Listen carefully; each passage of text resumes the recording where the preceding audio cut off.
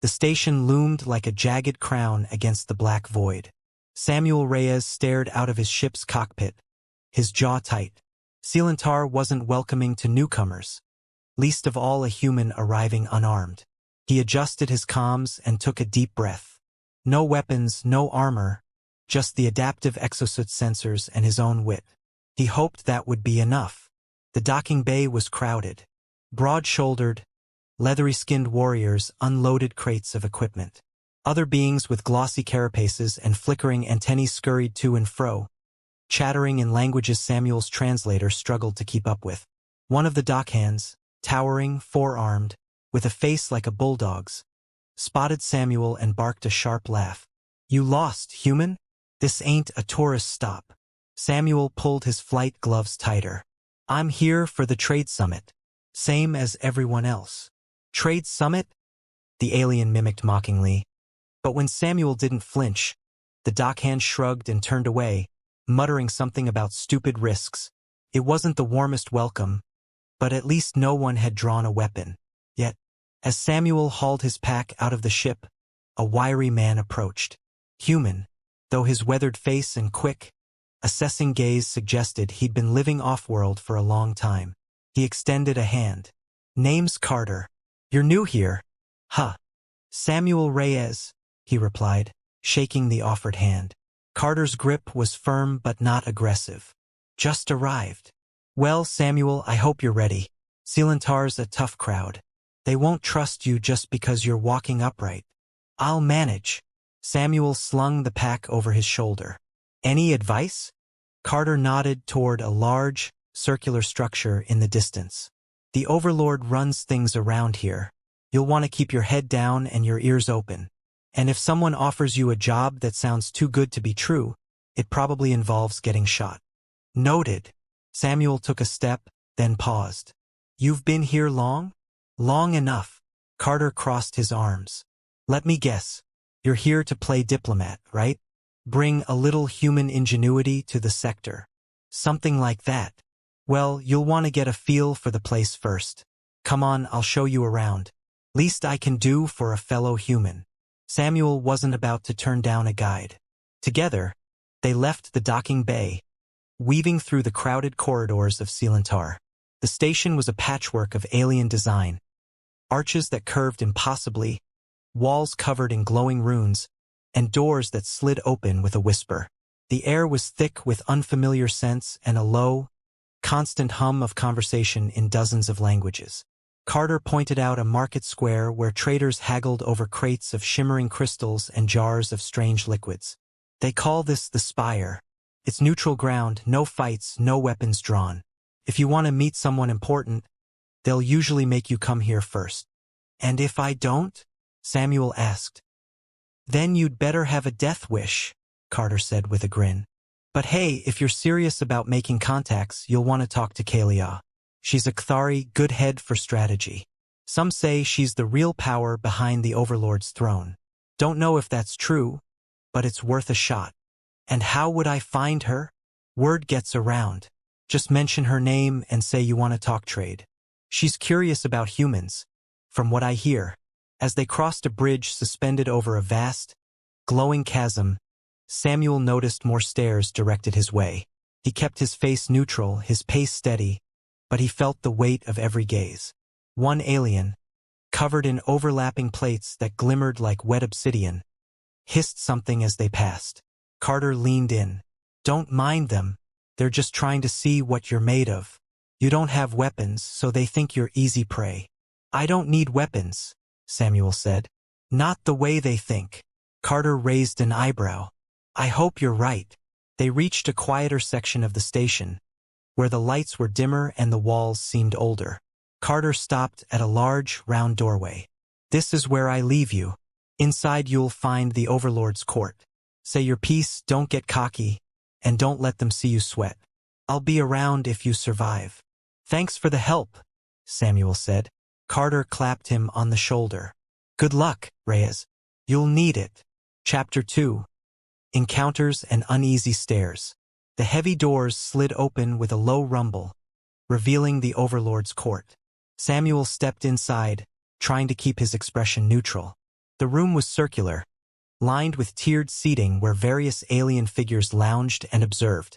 At the center stood Vextran, a broad, reptilian figure with emerald scales that shimmered under the overhead lights. His presence was imposing, and the pointed ridges along his head gave him a crown-like silhouette. "So," Vextran drawled, his voice a low, resonant growl, "the human arrives unarmed. Either you're brave or stupid. I haven't decided which." Samuel met the Overlord's eyes. "I'm here to trade, not to fight." Laughter rippled through the chamber. Vextran leaned forward, his claws clicking against the metallic platform beneath him. "Trade? What could you possibly offer this sector? You're unarmed, alone, and inexperienced. Silentar is no place for weaklings." "I'm not here to prove strength through violence," Samuel said calmly. "I have knowledge, ways to help improve supply routes, increase efficiency in trade, and reduce risk to your operations." One of Vextran's advisors, a thin, insectoid figure with glimmering carapace, clicked its mandibles. "The human speaks like a scholar. Words won't carry much weight here, stranger." "I'm not asking you to trust me yet," Samuel said. "Just give me a chance to prove my value." The room fell quiet for a moment. Then, from one of the shadowy corners, a smooth, melodic voice chimed in. "Perhaps we should let him try. If he fails, we lose nothing. If he succeeds, we gain an unexpected advantage." All eyes turned toward Kalia as she stepped into the light. Her lithe figure and silver-blue skin made her stand out even among the colorful array of species. Her elongated eyes glimmered with intelligence and intrigue. "And who are you to advocate for this human?" Vextran asked, his tone sharp. "I am merely curious," Kalia replied, her tone as calm as still water. "And if he truly has no weapons, what harm can he do?" Vextran rumbled a reluctant growl and leaned back. "Fine, let him prove his worth. But if you fail, human, don't expect a second chance." Samuel gave a small nod. "Understood." Outside the court, Kalia approached Samuel, her posture composed but her gaze intense. "You're bold, coming here without any weaponry. That kind of confidence is unusual." "I'm not trying to cause trouble," Samuel said, meeting her gaze. "I just want to show what I can offer." "Words are easy," Kalia said, "but actions carry weight here. If you want to survive, you'll need more than clever proposals. The others will be watching your every move." Samuel nodded. "I get that. Any advice?" Kalia tilted her head slightly, studying him. "Be careful who you trust, and don't rely solely on logic. Some of the most influential figures here are driven by things you may not expect. Pride, fear, ambition. Find their motivations, and you'll find your way forward." As Kalia turned to leave, Samuel called after her. "Why did you speak up for me in there?" She paused, glancing back over her shoulder. "Because I'm curious what a human can accomplish without weapons." Without another word, she disappeared into the bustling corridors. Samuel stood there, taking in the moment. He had a long way to go before earning their trust. But he wasn't alone. There was a strange mix of tension and opportunity in the air. With Kalia's unexpected intervention, the dynamics had shifted slightly in his favor. But he also knew that nothing here would come easily. Chapter 3. The Overlord's Challenge. Samuel leaned against the railing of a balcony overlooking Silentar's labyrinthine corridors. From here, he could see the constant bustle below. Merchants trading goods, mercenaries sharpening blades, and emissaries negotiating shady deals. Despite all the activity, he felt an uneasy stillness creeping into the air, as if the entire station were holding its breath. Carter joined him, munching on a strange fruit that oozed a golden syrup. He wiped his hand on his jacket and handed Samuel another. "You look like you're thinking too hard. Eat. It won't kill you." Samuel took the fruit, giving it a skeptical look. "What is it?" "No idea," Carter said through a full mouth. "Sweet, though, like a mango but with a kick. You'll need your strength. Overlord's got something planned." Samuel bit into the fruit cautiously. The flavor burst onto his tongue. Sweet, tangy, with a faint spicy aftertaste. It was surprisingly pleasant. You mean the test? Exactly, Carter said. He's going to put you in the arena. Samuel frowned. I'm not here to fight. You don't have to win, Carter said with a shrug. Just survive. Great advice, Samuel muttered, staring down at the crowd below. And if I don't? Then you probably won't be around long enough to regret it. Carter clapped him on the back. But hey, you've got me. I'll be your second. Samuel turned to him, raising an eyebrow. What does that mean? It means when the chaos starts, I'll be there. Two's better than one, right? Carter leaned on the railing beside him.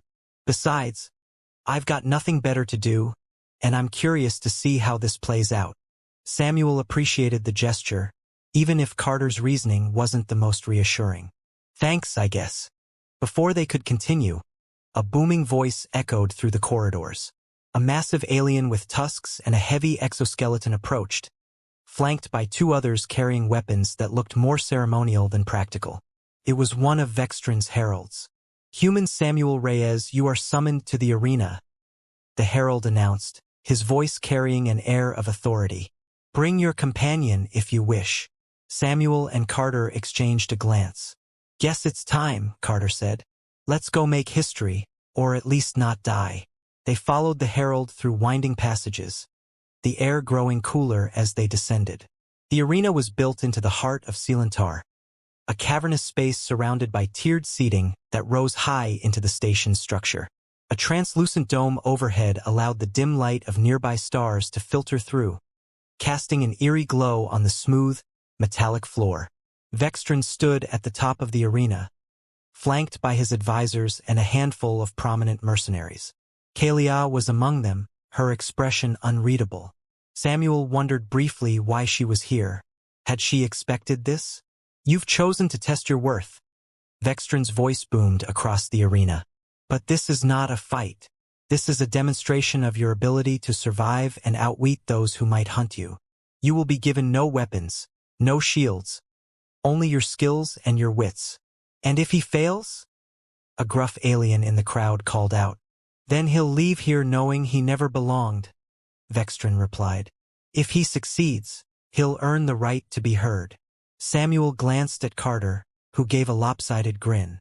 No pressure. The dome above flickered as a countdown appeared, glowing in bright green numbers. As soon as it hit 0, a series of doors opened around the perimeter of the arena. From them emerged a mix of alien mercenaries, each armed with a different weapon, each looking directly at Samuel and Carter. Any bright ideas? Samuel asked under his breath.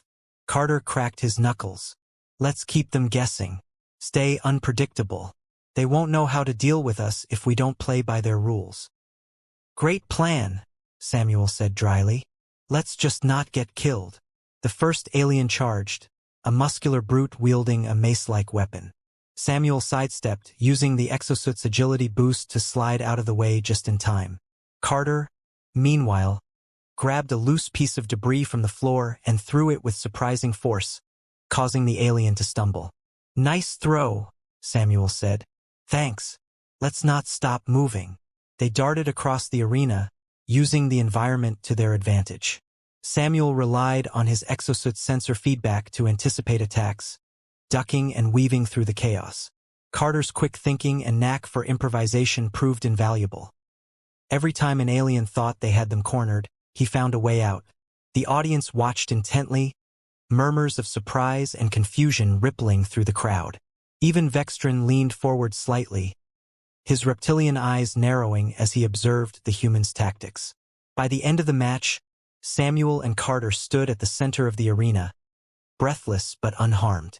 The mercenaries they had faced were not defeated, but they were clearly frustrated. Samuel and Carter had simply been too elusive, too creative. Vextran's voice rumbled again.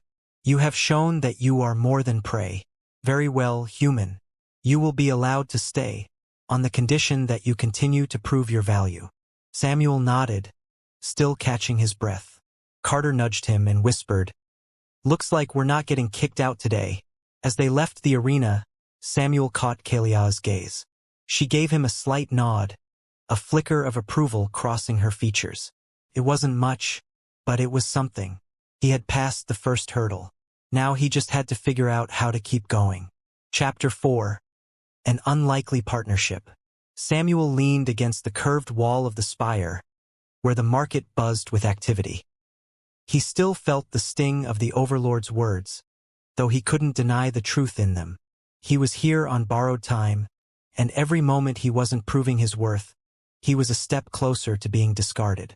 A low whistle interrupted his thoughts.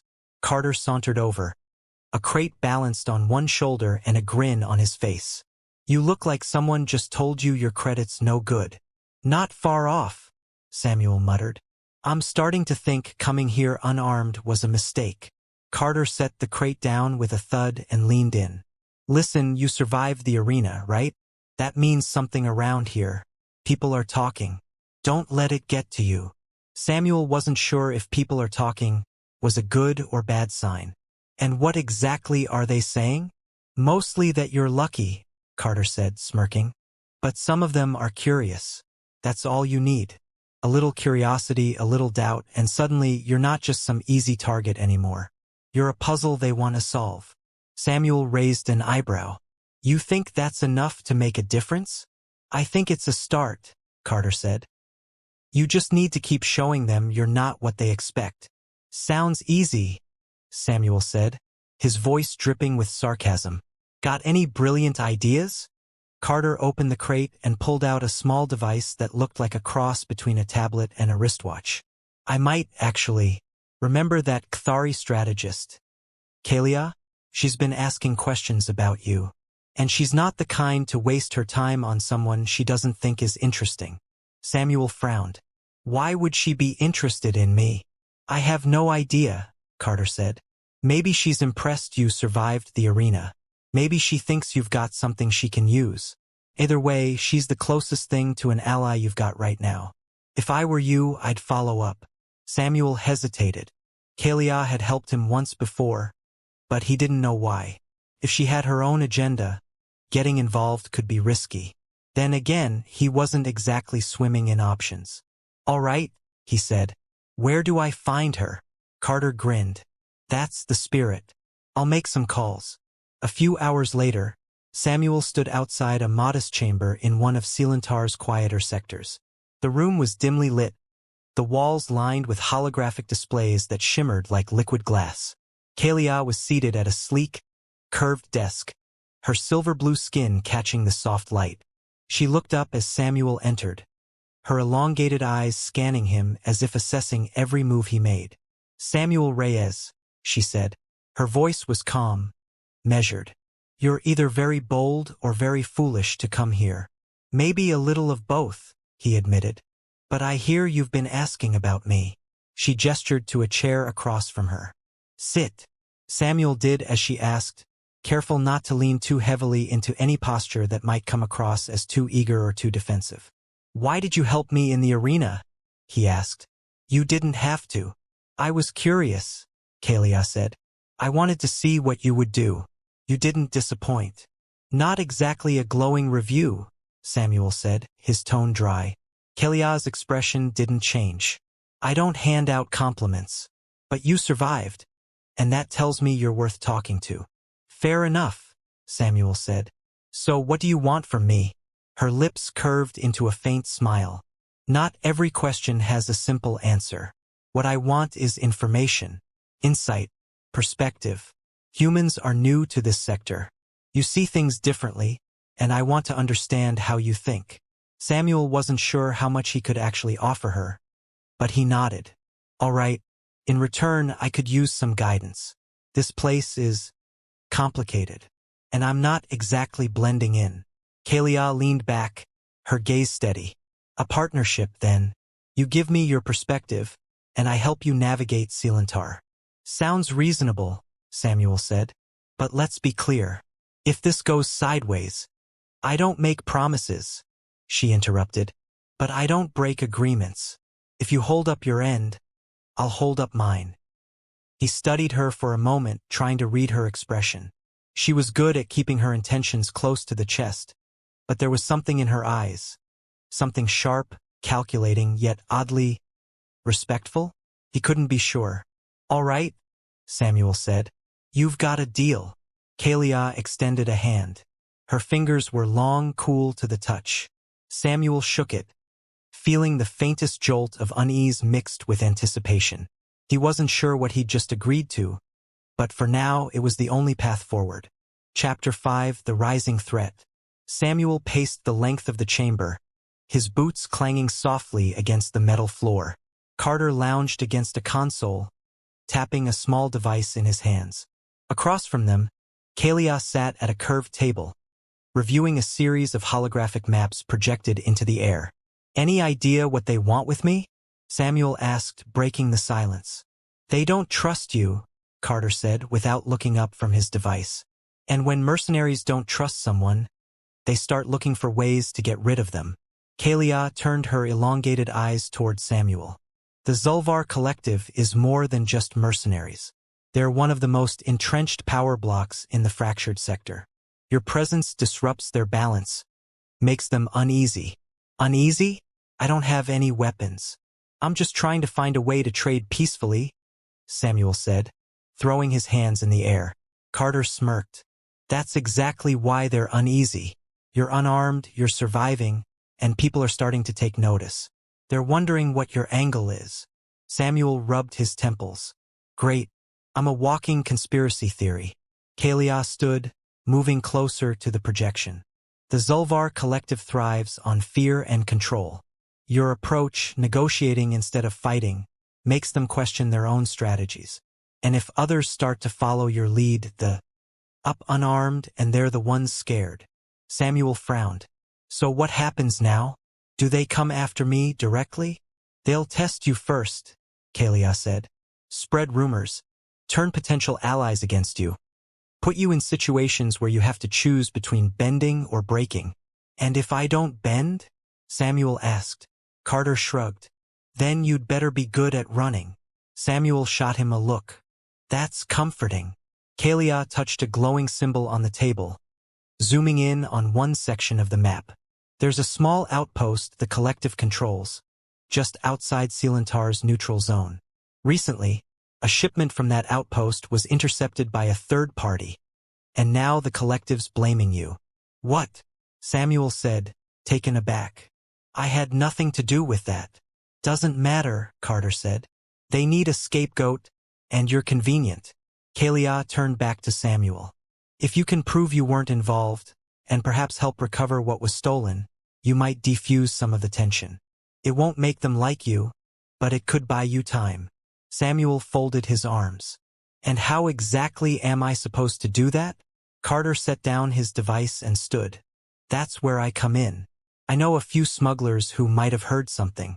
We follow the trail, figure out who really took the shipment, and bring it back." "You make it sound simple," Samuel said. "Not simple," Carter replied with a grin. "Just possible." Kalia stepped forward.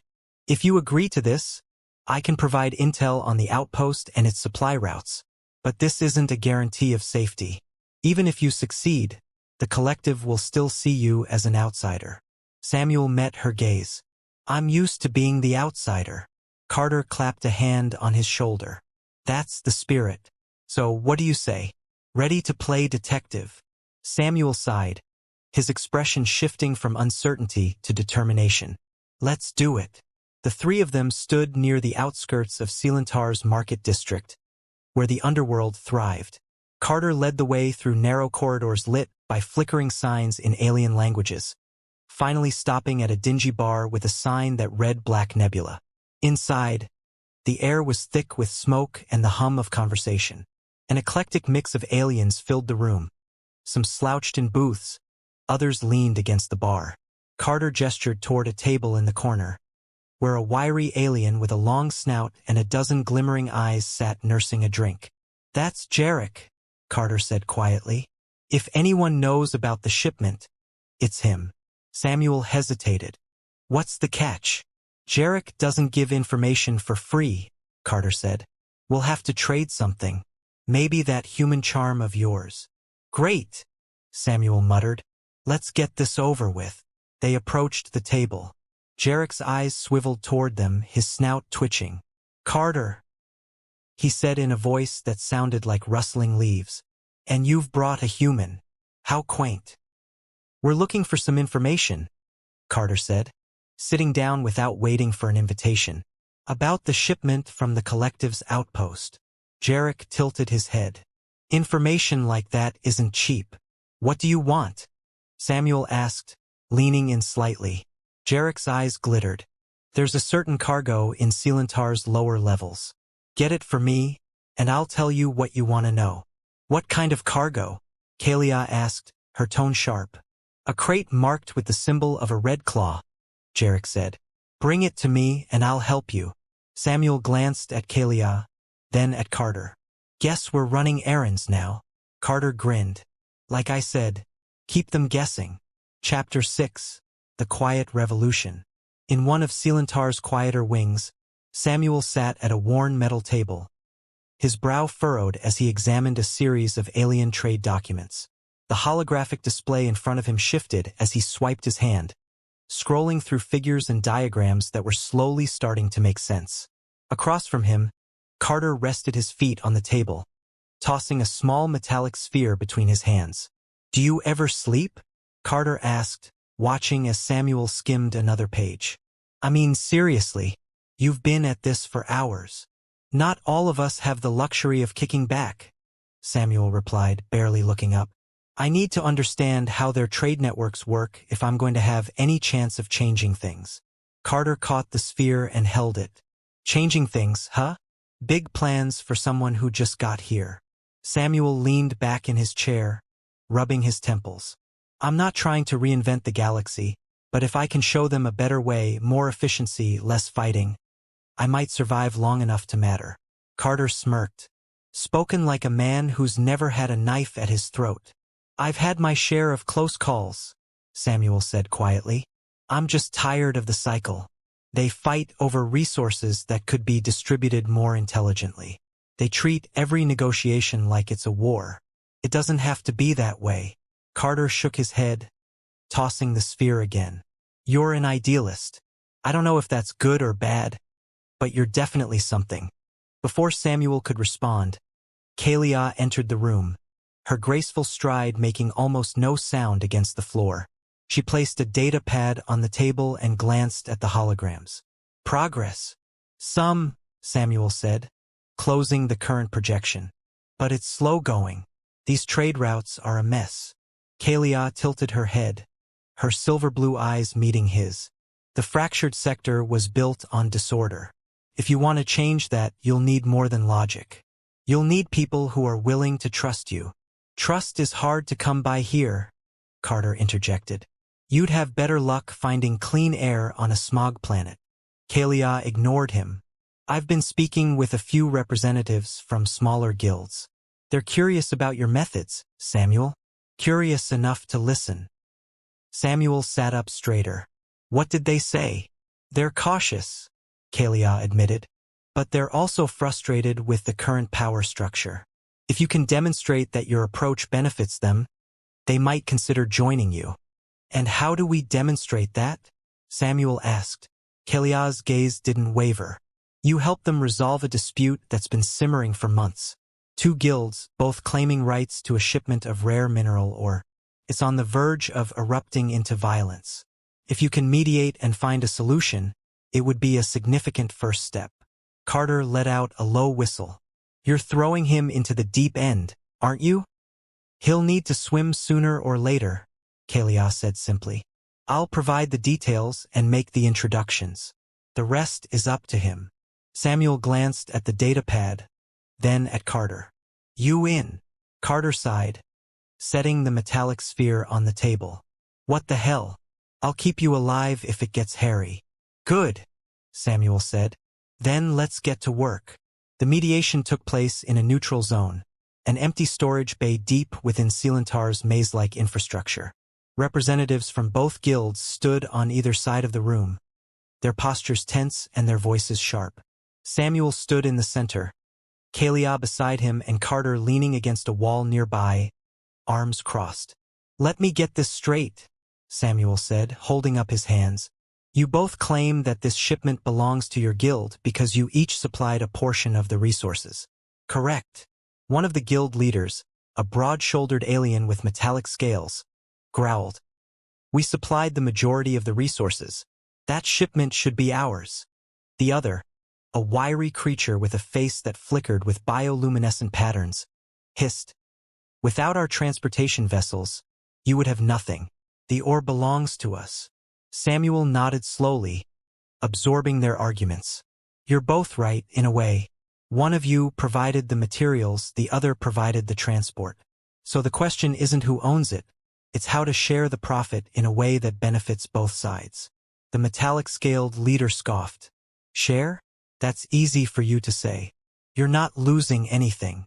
Actually, Samuel said, stepping forward. If you keep fighting, you both lose. The shipment will sit idle, and someone else will take advantage of the chaos. But if you split the profits, you both gain something, and you set a precedent for future cooperation. Over time, that's worth more than any single shipment. The bioluminescent leader's patterns flickered, showing hesitation. What kind of split? 50-50 on the first shipment, Samuel suggested. From there, negotiate a percentage based on how much each guild contributes to future deliveries. You keep it fair, transparent, and you both come out ahead. The room was silent for a moment. Then the metallic-scaled leader grunted. It's not ideal, but it's better than losing everything. The bioluminescent leader nodded slowly. Agreed. Samuel glanced at Kalia, who gave him the faintest nod of approval. Carter pushed off the wall and clapped Samuel on the shoulder. Not bad, Reyes. Not bad at all. As the guild leaders left the room, Samuel let out a breath he hadn't realized he was holding. It wasn't a perfect solution, but it was a step in the right direction. A small victory, and in a place like Sealantar, even small victories could make a difference. Chapter 7. The Intimate Moment. The room was dimly lit, its walls etched with glowing runes that pulsed softly in the quiet. Samuel stood by the wide viewport, gazing at the swirling colors of a distant nebula. The chaos of the day, meetings, negotiations, and near misses, felt a galaxy away. For a moment, he allowed himself to just breathe. Behind him, Kalia's quiet footsteps echoed faintly on the metal floor. You're not resting, she said, her voice low and even. I'll rest when I can, Samuel replied without turning around. He let out a slow breath, his gaze still fixed on the endless expanse of stars. Right now, I just need to think. Kalia moved closer, her silver-blue figure reflected faintly in the viewport. Thinking too much can be a mistake, she said, her tone lighter now. You've already done more than most would dare in your position. Samuel smirked, glancing at her. Is that your way of telling me to stop worrying? It's my way of telling you that you've earned a moment to simply be, Kalia said. She tilted her head, her expression unreadable yet somehow soft. You've surprised a lot of people here. Surprised or annoyed? Samuel asked, leaning against the frame of the viewport. Both, she admitted. But you've changed things. That's not nothing. Samuel ran a hand through his hair, trying to shake the tension from his shoulders. I'm not even sure what I'm changing. Most days, I'm just trying not to get kicked out. Kalia stepped closer, and for the first time, he noticed the subtle warmth in her gaze. Sometimes the biggest changes happen when you're not looking for them, when you're just trying to survive. He turned to face her fully. And you? What made you want to help me? What do you get out of all this? Her expression didn't waver, but there was a pause, as if she were considering how much to say. I wanted to see what you were capable of, she said finally. I wanted to see if a human could bring something different to this place. And now, she hesitated, the briefest flicker of something unguarded crossing her face. Now I find myself wondering what else you might be able to do. Their eyes met, and for a moment, the room seemed to shrink around them. Samuel felt his pulse quicken, though he wasn't sure if it was from her words or the way she was looking at him. The distant hum of the station faded into the background, leaving only the quiet rhythm of their breathing. He didn't know who moved first, But suddenly Kalia was closer, her hand brushing his arm. Her touch was cool, her fingers light, and he found himself leaning in, as if drawn by an unseen force. They were inches apart now, her gaze steady and unwavering. "I didn't expect you to make it this far," she said softly, her voice barely above a whisper. "But I'm glad you did." Before he could respond, she closed the gap between them. Her lips were soft, and the kiss was tentative at first, a cautious exploration. Samuel felt a surge of warmth spread through him, and he returned the kiss, his hands resting lightly on her shoulders. Kalia's hands moved up his arms, her touch firm yet gentle. The distance between them disappeared, replaced by something unspoken but unmistakable. When they finally pulled back, their faces still close, Samuel met her gaze and saw something he hadn't expected. Vulnerability, perhaps, or a quiet longing. "What does this mean?" he asked, his voice low. "It means," Kalia said, her tone steady but her eyes searching his, "that I trust you." Samuel let out a breath he hadn't realized he was holding. "That's not something you say lightly, is it?" "No," she admitted. "It's not." They stood there in silence for a moment, the weight of the moment settling between them. Samuel felt the tension that had been knotting his chest all day start to ease. Whatever came next, at least he wasn't alone. Chapter 8. A New Horizon. Sealantar's central market buzzed with activity. The air filled with a hum of alien languages and the sharp scent of unfamiliar spices. Samuel walked among the stalls, his attention split between the holographic notes on his wrist console and the animated conversations happening all around him. Kalia moved at his side, her silver-blue skin catching the refracted light of the many signs overhead. "Your name is being whispered more frequently now," she said as they passed a merchant hawking glowing shards of crystalline material. "The guilds are beginning to listen." "Listening is good," Samuel said, scanning the latest trade data. "But they need to act. It's not enough to nod along and then go back to business as usual." "Patience, Samuel," Kalia replied. "You've only just laid the foundation. Change takes time." He glanced at her, raising an eyebrow. "That's the most optimistic thing I've heard you say." Kalia allowed the faintest hint of a smile. "Don't get used to it. I'm still waiting to see if this approach of yours truly works."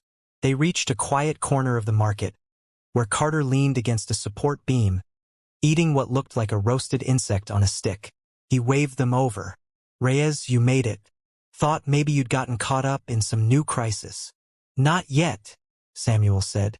"What's the update?" Carter gestured toward a nearby stall where a trio of alien traders were in deep discussion. "Those three have been talking about joining your coalition. They're small players now, but they've got the ear of some bigger names. If they sign on, you'll have a solid foothold in the trade network." "And what's the catch?" Samuel asked. "No catch," Carter said, taking another bite of his snack. "They just want to see a bit more stability first. No one's going to stick their neck out unless they think this whole working together thing has legs." "That's what I keep hearing," Samuel muttered. "Everyone's waiting for stability. Meanwhile, nothing actually changes." Kalia placed a hand on his arm, her expression calm. "Stability isn't given. It's built. One step at a time. And you've already taken the first step." Samuel considered her words, then nodded. "All right, let's keep building." Later that day, the three of them gathered in a modest meeting hall, one of the few spaces in Sealantar that could be considered neutral ground. Representatives from a dozen different guilds and factions sat at a long table, their expressions ranging from skeptical to cautiously interested. Samuel stood at the head of the table, Kalia and Carter on either side of him. "The way things are now," Samuel began, his voice steady, "you're all playing a dangerous game. Every dispute, every trade route, every shipment, it all comes down to who can outmaneuver who. But that game only works until it doesn't. One big misstep, and everything comes crashing down." "And what's your solution, human?" one of the guild leaders asked, their tone laced with doubt. "We just hold hands and trust each other?" "Not trust," Samuel said. "Structure. Transparency. If we work together to establish fair trade agreements, clear dispute resolution processes, and shared security measures, we can eliminate the constant infighting. Instead of wasting resources on fighting each other, we can use them to expand our reach, grow our profits, and strengthen our position in the sector. A murmur ran through the room. Some of the representatives exchanged skeptical glances, but others seemed to be considering his words. Carter leaned over and whispered, "You're actually getting through to them," Kalia added, her voice cutting through the low buzz of conversation.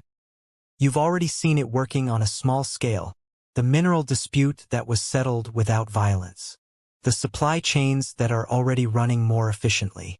It's not theory, it's practice." The room quieted again.